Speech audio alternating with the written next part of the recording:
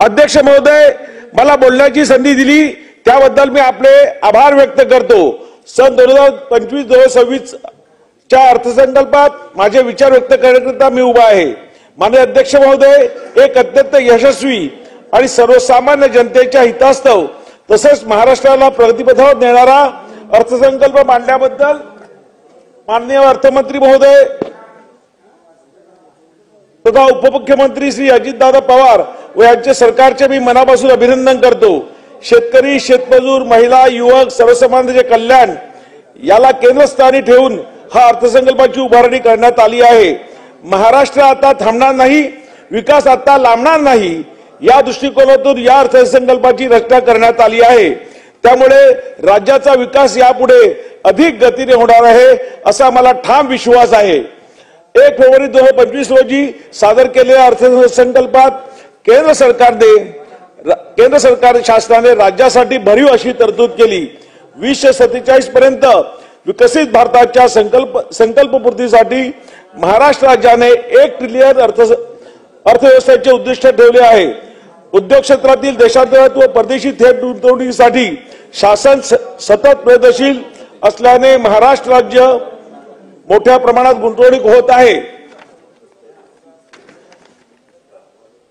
माननीय अध्यक्ष महोदय, राज्याचे मुख्यमंत्री माननीय देवेंद्र फडणवीस साहेब यांनी नुकतेच डावोस येथे जाऊन जागतिक उद्योग परिषद महाराष्ट्राचा वेगळाच ठसा उमटवला आणि महाराष्ट्रासाठी 15 लाख कोटी रुपयाची विक्रमी गुंतवणूक आणली। माननीय मुख्यमंत्री महोदय यांनी महाराष्ट्राच्या सर्वांगीण विकासासाठी 100 दिवसाचा विकास आराखडा आखून जलद गतीने विकास करण्याचा नवा दृष्टिकोन व युनिक अशी संकल्पना स्थापित केली। यामुळे महाराष्ट्र प्रशासनामध्ये एक वेगळी चमक पाहायला मिळत आहे। याचा फायदा महाराष्ट्रातील 13 कोटी जनतेला नक्कीच होईल असा मला ठाम विश्वास आहे।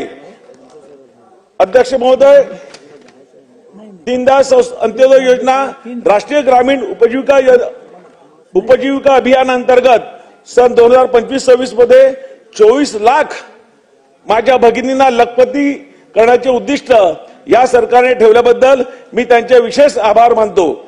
बचत गटाच्या उत्पन्नाला हक्काची बाजारपेठ उपलब्ध करून देण्यासाठी प्रत्येक जिल्ह्यात एक उमेद मॉल ची उभारणी होणार आहे। महिला सक्षमीकरणासाठी सरकारचे हे पाऊल नक्कीच कौतुकास्पद आहे। माझ्या अध्यक्ष महोदय, ग्रोथ हब मुंबई महानगर प्रदेश हे आंतरराष्ट्रीय दर्जाचे आर्थिक विकास केंद्र म्हणजे ग्रोथ हब म्हणून विकसित करण्याचा निर्णय सरकारने घेतला आहे। यामध्ये वांद्रे कुर्ला संकुल, कुर्रावळी, वडाळा, गोरेगाव, नवी मुंबई, खारघर व माझ्या विरार आणि बोईसरचा या ठिकाणी आंतरराष्ट्रीय दर्जाचे व्यापार केंद्र निर्माण होणार आहे। यामधून मला शासनाला विनंती करायची आहे की वसई विरार शहर महानगर क्षेत्रातील नालासोपारा पश्चिम व वसई पश्चिम येथील सुमारे 1500 एकर शासकीय जागा आहे, शासकीय जमीन आहे। मुंबई महानगर विकास प्राधिकरणाकडून वांद्रे कुर्ला संकुल बीकेसीच्या धर्तीवर विकास केंद्र उभारण्यात यावे अशी मी विनंती करतो। वसई विरार महापालिका हद्दीत रोजगाराच्या संधी उपलब्ध नसल्यामुळे येथे मोठ्या प्रमाणात कर्मचारी वर्ग नोकरीसाठी मुंबई उपनगर शहर, नवी मुंबई, ठाणे येथे प्रवास करतो। सदरी विकास केंद्राची उभारणी झाल्यास येथे उद्योग तसेच नोकरदार वर्गाला या ठिकाणी रोजगाराच्या संधी उपलब्ध होतील। अध्यक्ष महोदय, वाढवण बंदर एक मोठं बंदर जगातलं होत आहे। माझी शासनाला विनंती राहील की या प्रकल्पामुळे निर्माण होणाऱ्या रोजगारामध्ये आमच्या पालघर जिल्ह्यातील व वसई विरार मधील भूमिपुत्रांना प्राधान्याने रोजगाराची संधी उपलब्ध करून द्याव्यात। अध्यक्ष महोदय, 3582 गावांना 14000 किलोमीटर लांबीच्या सिमेंट कॉन्क्रीट रस्त्याला जोडणारा निर्णय सरकारने घेतला आहे। मुंबई अहमदाबाद नॅशनल हायवेवरून वसई, नालासोपारा व विरार यामध्ये जोडणारे 5 रस्ते यामध्ये आहेत। या रस्त्याच्या दुरुस्तीसाठी वर्षाला 150 कोटी रुपये पॅचवर्कसाठी अध्यक्ष महोदय खर्च येतो आम्हाला। तर ह्या रस्त्याचा त्या रस्त्यामध्ये समावेश करण्यात यावा व या रस्त्याला काँक्रिटीकरणासाठी शासनाने आम्हाला मदत करावी। अध्यक्ष महोदय, उत्तन ते विरार असा सागरी सेतू व जोड रस्ता 55 किलोमीटर लांबीचा व 87,427 कोटी रुपये किमतीचा प्रकल्प हाती घेण्यात येणार आहे। याबद्दल मी शासनाचे अभिनंदन करतो। अध्यक्ष महोदय, येत्या 5 वर्षात एकूण 237.5 किलोमीटर लांबीचे मेट्रो मार्ग कार्यान्वित होणार आहेत.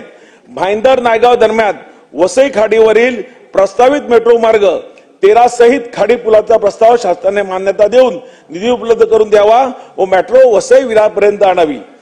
अध्यक्ष महोदय, हे संवेदनशील सरकार मी मांडलेल्या सर्व मुद्द्यांचा गांभीर्यपूर्वक विचार करून वसई विरार क्षेत्रातील लोकांना न्याय देण्याच्या दृष्टीने सकारात्मक भूमिका घेईल असा मला विश्वास आहे.